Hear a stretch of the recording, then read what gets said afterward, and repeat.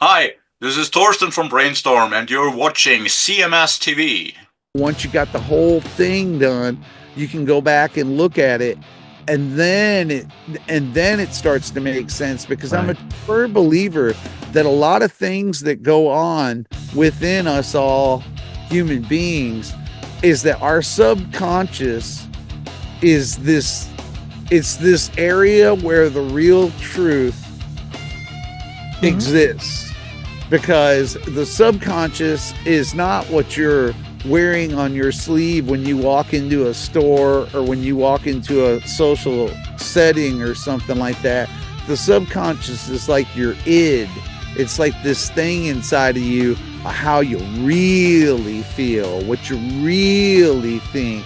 And because we all have to relate to each other, in the sense of rubbing up against each other, you know, we even the most stay true to yourself person, when you are alone, you're feeling one way. When you get around other people and your words are being said, most people choose them wisely because they want to come off the right way.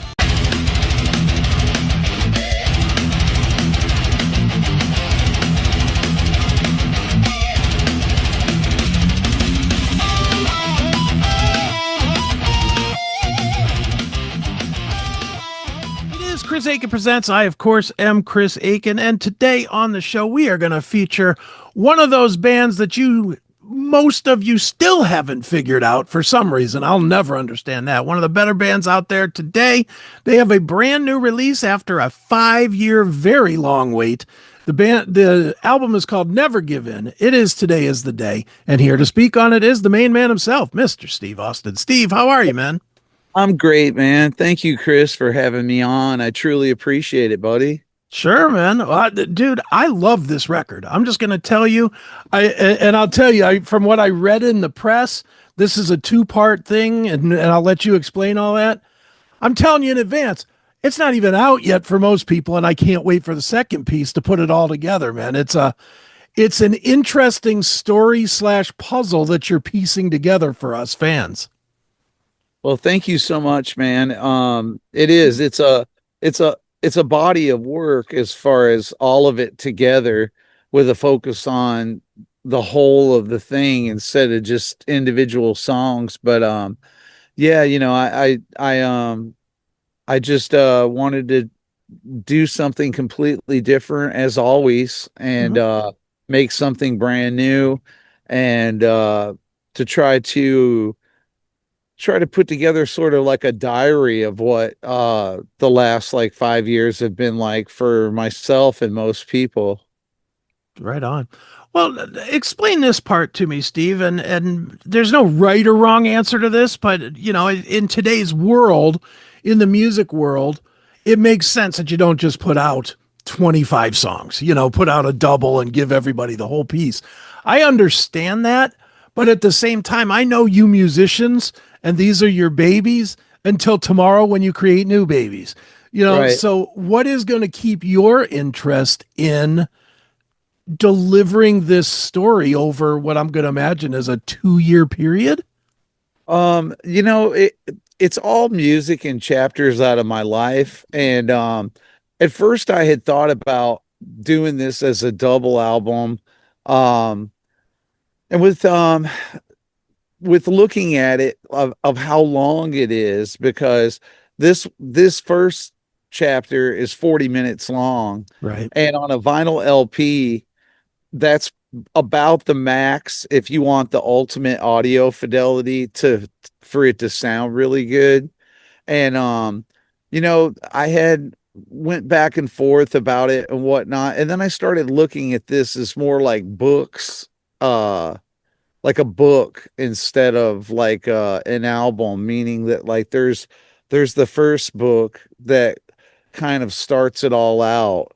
And there was an ideal in my head about at first that, like, say the first section was going to be called extant and the second section was going to be called ossuary.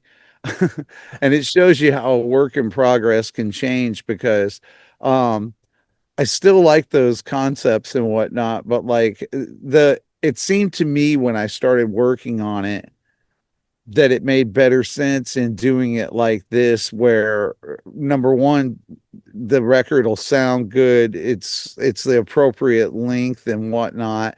And by the time you get to the cleansing on this one, which is the last song on it, um, it kind of fulfills act one of like Mm-hmm. what's going on with it. And it made perfect sense to split it then from there to the end. But yeah, honestly, the other reason why too I did want to do it as a double album is the economy is so insane Sure. that I didn't want folks who wanted to hear the whole entire story to be left out, where maybe if they can't afford like an expensive double album, then at least you could get act one and check it out. And if you enjoy it and you want to go on to the second part, then you can, but you're not committed to paying so much money for Sure. a really expensive double album. Mm-hmm. No, definitely. Now, I'll tell you, I got to tell you, Steve, listening to this, and as somebody that has followed you guys for, I hate to even say it, for all 30 of the years or whatever that we've been doing this at this point, what I like about this is that you've always been sort of a risk tape taker musically. Like you never settled into, well, this is our sound and this is what we're doing. You're always taking risks. And that is what has made so many of your albums fun. You can listen to Willpower and it sounds nothing like In the Eyes of God, other than Sure. sort of the same musician, some of the same musicians. Right. I love on Never Give In that you own, and again, this is outsider looking in. Tell me if I'm crazy. Seems like you almost reached back to a lot of different eras of the band and pulled different sounds together to keep it familiar but unique. Is that accurate at all? Well, I wouldn't say it would be reaching back as much as just allowing the rock to happen the way it is. It's like for me making records and really making anything, the whole goal is to create something brand new that nobody's heard before. And when you think about drums, bass, guitar and vocals, and the limitations involved with where things can go, um if you stylistically get into one place, I wanted to like more than ever use the musical freedom that I have, where we release our records on Supernova Records, a label that I own. And I'm proud of the fact that, like, for instance, this album, I feel it's something that you don't really get anymore these days, because it harkens back to the creativity, freedom that Mm-hmm. say bands like Pink Floyd had in the early 70s with like The Wall and Dark Side of the Moon and Wish You Were Here. Um, Records by King Crimson, like Lark's Tongue and Aspics and Red and stuff like that, where um the the artist is not like trying to make something to sell it. The idea is telling a story Mm-hmm. and maybe making an audio movie about what's going on. And I never, in the whole time I've been doing this, have ever cared about fulfilling sales quotas or whatever else about anything. It's been more like about sharing the human experience with like the people who follow the band. And after COVID hit, and we got our catalog back and we're fully running up and running with Supernova Records, it made me think about music a lot, in the sense of, hey man, there's nobody telling you what to do. Like, Mm-hmm. meaning you can do literally anything, and you have no excuse not to do whatever it is that comes to you, because it's not like you have dudes in suits uh trying to push to make you the most popular or the most biggest sales or whatever else. It's like and I've always followed that mentality anyway, but especially on this album, the world fell apart in 2020 and everything fell apart. And at Sure. that point, I just kind of felt like, you know what, fuck it, man. You're fine. You're good. Just, uh, just, what are we doing here? Like, let's make some honest music of what you really think, and if that means going off in different directions that you maybe normally wouldn't, or different styles of sound or music or whatever, then let's do it, because I want to make something that from the beginning to the end hopefully is eye opening, where you didn't expect that next left turn, you didn't expect that next thing that was going to happen, Mhm. but after you experience it, you might realize that the chaos of it all and disjointedness of it all is like a method to express the chaos and Mhm. disjointedness of the way the world was over the last like 4 or 5 years. And so yeah, I feel like that too too many times folks get stuck in trying to meet somebody's expectations or trying to live up to something, and it ends up being role playing instead of true like artistic expression. Mhm. This episode of the CMS Network is brought to you by our sponsor, Blackout Coffee. If you are a coffee lover, you will love what they are selling over at Blackout Coffee. Make sure you get yourself some. The only thing woke about this company is the drinker of the coffee, because it gives you quite a jolt. I am a personal fan of the Brutal Awakening Dark Roast, but everybody's a little bit different. Make sure you get what is your favorite today. Go to blackoutcoffee.com. Use the promo code CHRIA20 to save 20% on your first order. It's that simple. So one more time, blackoutcoffee.com. That is the link, or use the full link if you're going to shop around, that is scrolling on the bottom, and get yourself some of the best coffee that is out there today. blackoutcoffee.com. Do you think that the industry as a whole has forgotten what made good music? And I know that's a fairly simple question, but what I mean by that is, like you mentioned, Pink Floyd. Pink Floyd today would have never got out the starting blocks because Right. they didn't have an instant hit. King Crimson would have never. Look, even bands that are popular for poppy reasons, like a Journey. Journey had those four, kind of proggy records before they found their direction, but they would have never even made it in today's world because they didn't have a single or three on the first record. Do you think that the industry A has lost the path, and B, do you think it can come back in some way?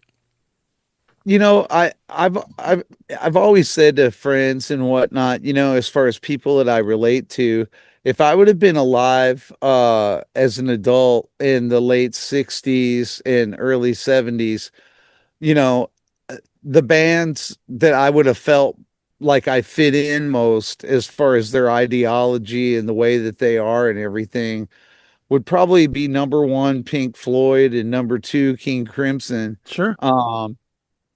To me, in watching documentaries and just enjoying the music and whatnot, that free form of expression and being brave enough to do it album to album was always like the number one thing, being original and being authentic, being your authentic self instead of trying to fit the industry of music, Mm-hmm. almost anti-industry. And it is sad because if you think about it, there are, like say like Wish You Were Here or like Dark Side of the Moon or something like that.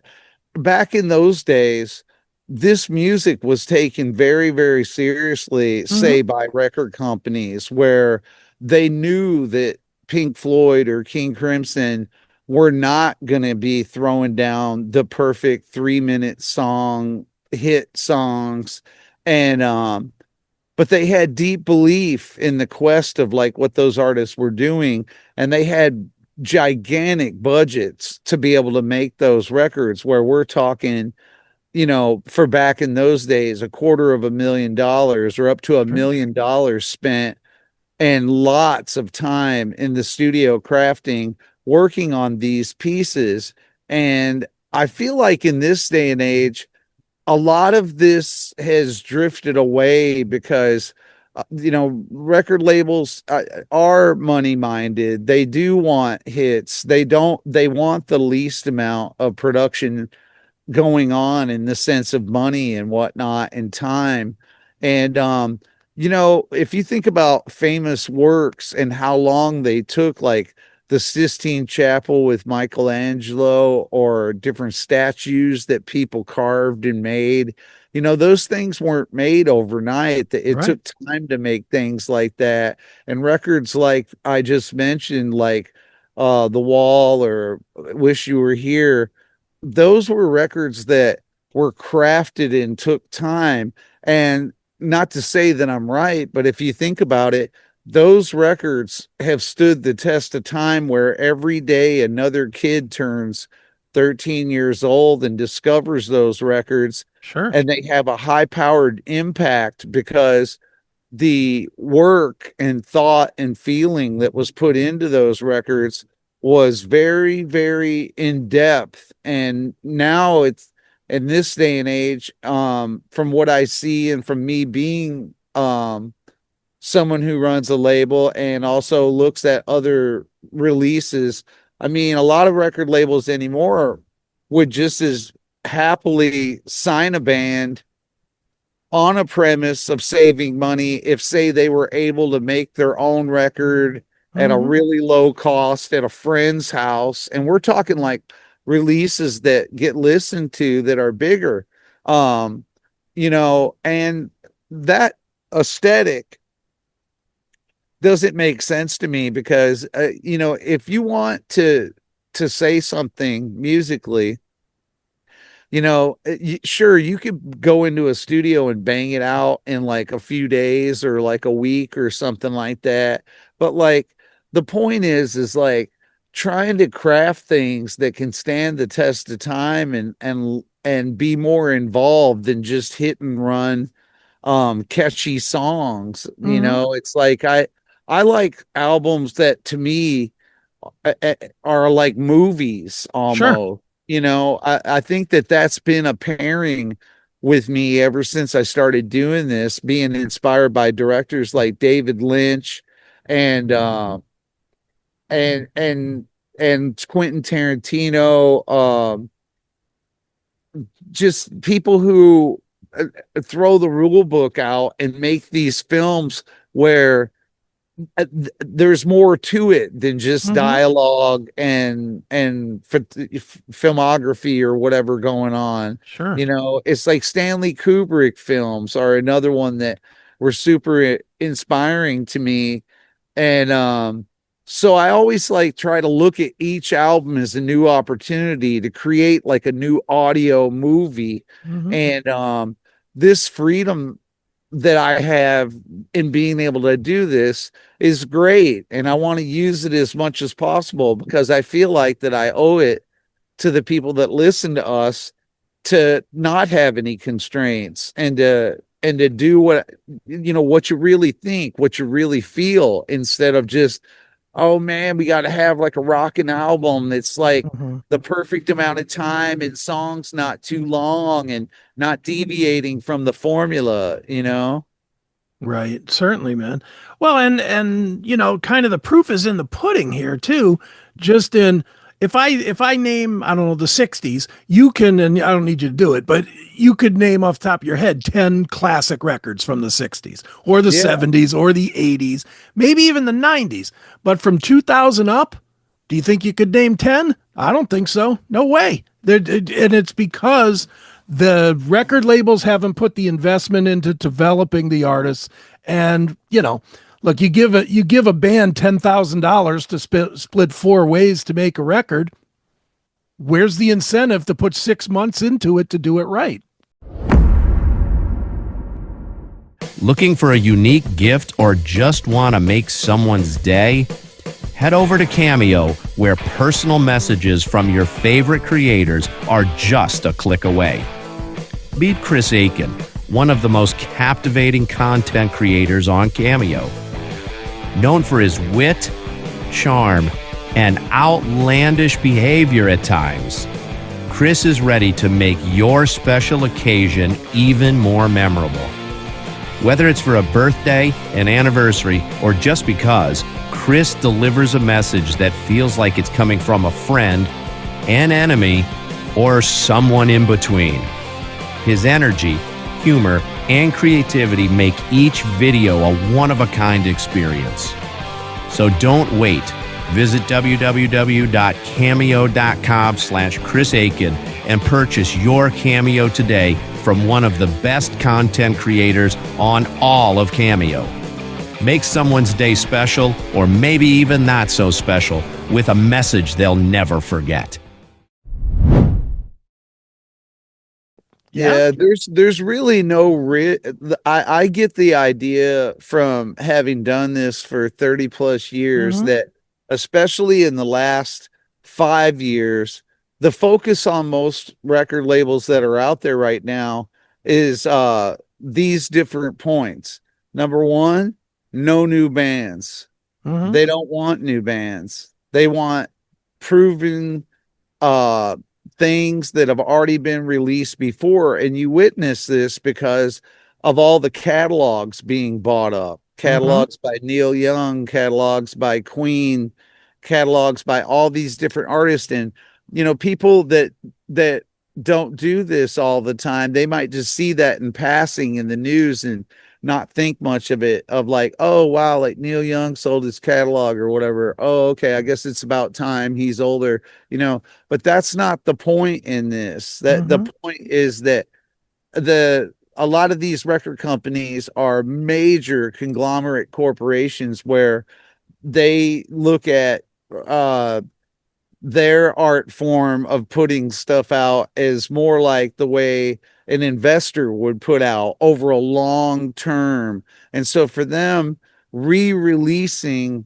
the entire Neil Young catalog over the next 10 years is a long-term investment that is a proven investment, that has things that has products that people are definitely going to buy because they already hit. They know that these things are popular, you know. But if you are talking about brand new bands, young folks that have great ideas, that make super cool things and that deserve a chance, those people are getting less and less of a chance anymore because there's no risk taking. And that no risk taking is directly correlated to what I was talking about buying catalogs. That's like proof in the pudding. It's like, do you want to sign the weirdo kids that are in the basement in Louisville making up this far out kind of music that may or may not catch on with people? Or do you want to put out Neil Young and Crazy Horse or whatever, something that Queen or whatever, right? Yeah, Queen or whatever, because you know that you're going to get your return on the investment. And that all the more for me makes this thing about just make what you really think and what you really feel. It's so important. It's like I was talking about this yesterday to somebody that, you know, when you do this, if you think about the premise of a band, right, like, you know, you're going through life, you're trying to figure everything out, you don't have all the answers, you don't understand yourself, and you're trying to figure out your own self. You meet other like-minded individuals that maybe are feeling the same thing, going through the same thing, so you get together and jam and you end up making music. And maybe you have inspirations from other bands of things that you like a little bit, but the concept is you're telling your story. And you know, in this day and age of digital everything and like pre-recorded and like pre-written statements, contrived Mm-hmm. statements where everything is thought through and went through a million times. I try to go in the opposite direction in the sense of being true to myself. Like when I wrote the words to this album, I made a deal with myself before the Sharpie hit the paper. You know what, man?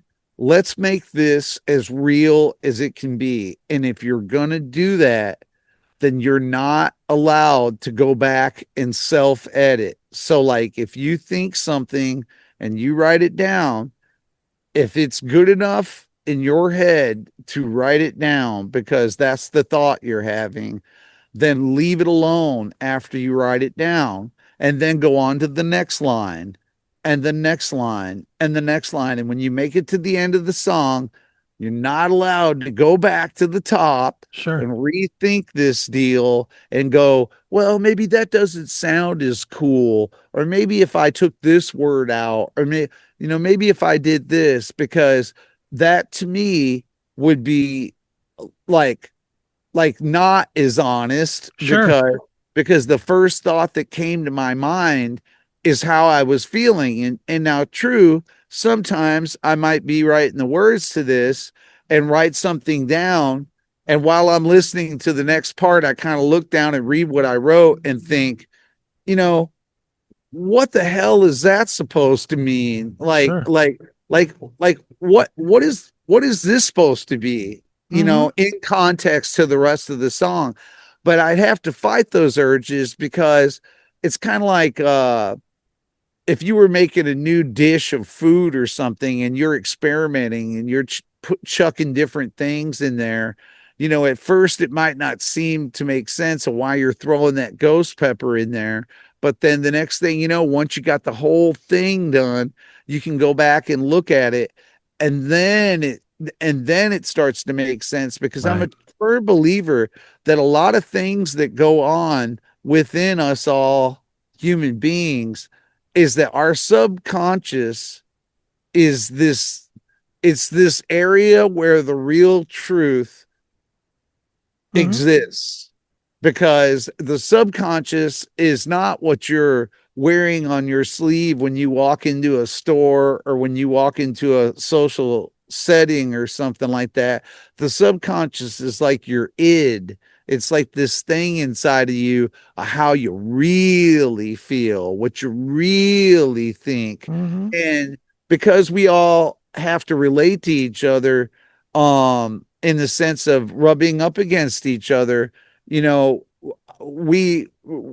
even the most stay true to yourself person, when you are alone, you're feeling one way. When you get around other people and your words are being said, most people choose them wisely Right. because they want to come off the right way. Mm-hmm. Well, if you're writing a album or if you're writing a film or a film score or whatever it be, um, you really shouldn't per se choose your words wisely, because some of your faults and your frailties and things that are ugly, maybe things that are uncool, those ideas that you think about and toss around, like how can you show injustice if you don't speak about things that are really ugly, for Mm-hmm. instance?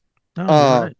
Nobody wants to hear uh challenging ugly things. They always want to hear the bright side of things or whatever, something uplifting.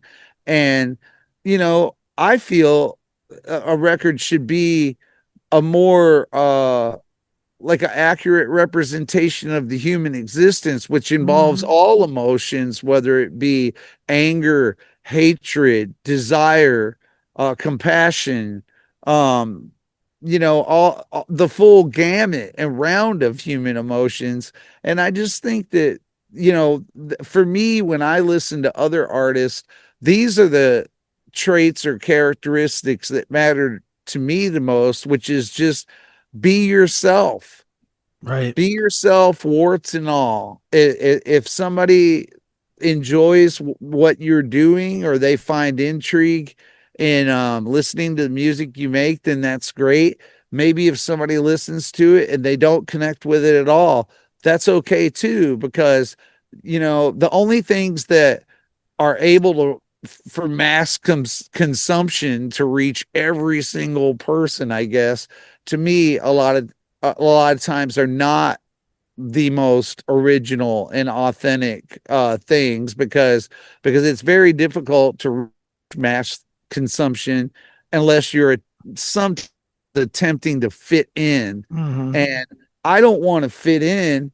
I just want to be myself. And Right. then hopefully the other folks out there that have shared a lot of the same life experiences as me, or went through different things, can listen to this stuff and feel like that they're honestly hearing something that they can truly relate to, because I'm not bullshitting around. Mhm. Carling all metalheads, the CMS Network is now on Substack, and it's your new metal haven. Get your daily dose of the classic metal show, Chris Akin Presents, The Seth Williams Show, and all our other shows, all in one killer app. It's free to join, or just pay $4.99 a month, go ad-free, snag original early releases, and unlock exclusive bonus content. But that's not all. It's an online community where you can hang out with fellow ad bangers who live for raw, uncensored commentary. Ready to join the thrash?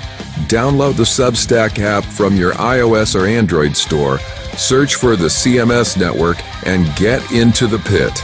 It's free and the ultimate way to bring our metal madness with you every day. Install a Substack app now and follow the CMS Network. Steve, they literally some record company ought to just hire you to go talk to new bands, because God knows that is the advice they all need. Literally. That's good stuff, man, and again, the proof is in the pudding. If you go back and listen to any of the Today is the Day stuff, like we said at the beginning, none of it is formulaic. It's different from record to record. And that has been your strength. It's interesting that you found that strength early on and you've stayed with it this whole time. Yeah, I just like anybody, when I was a kid, I didn't have all the answers, and I still don't today.